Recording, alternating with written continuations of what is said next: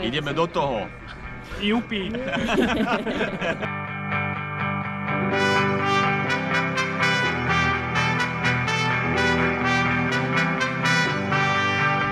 Za oknom tráva a ja to jedno, život je beh. Keď páli slnko alebo mráz, niečo ma núti vybehnúť zas.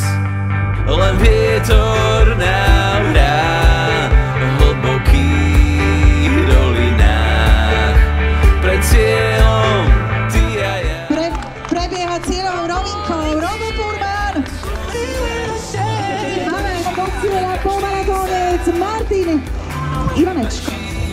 Toto je paráda, krásne trička. A krv sa nám varí.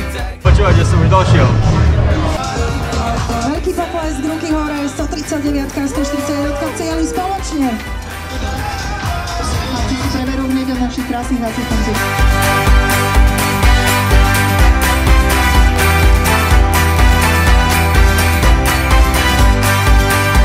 Nad hlavou bliká milión hviezd, nohami čítam povrchy ciest. Mám sucho v ústach, srdce jak zvon, cesta nekončí hneď za cieľom.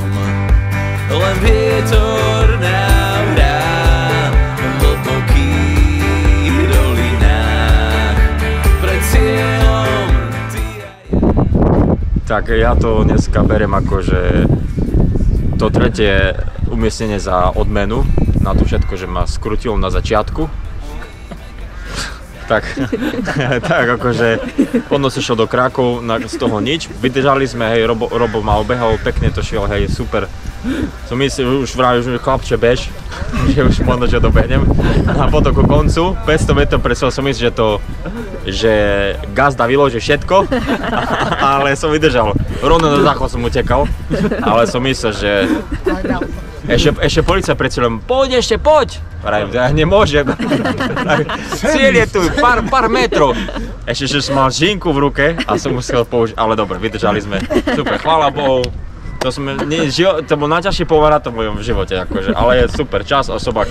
Ale veríme s Robkou, že dáme ešte hodinu a 15, tak ne? Čo povieš?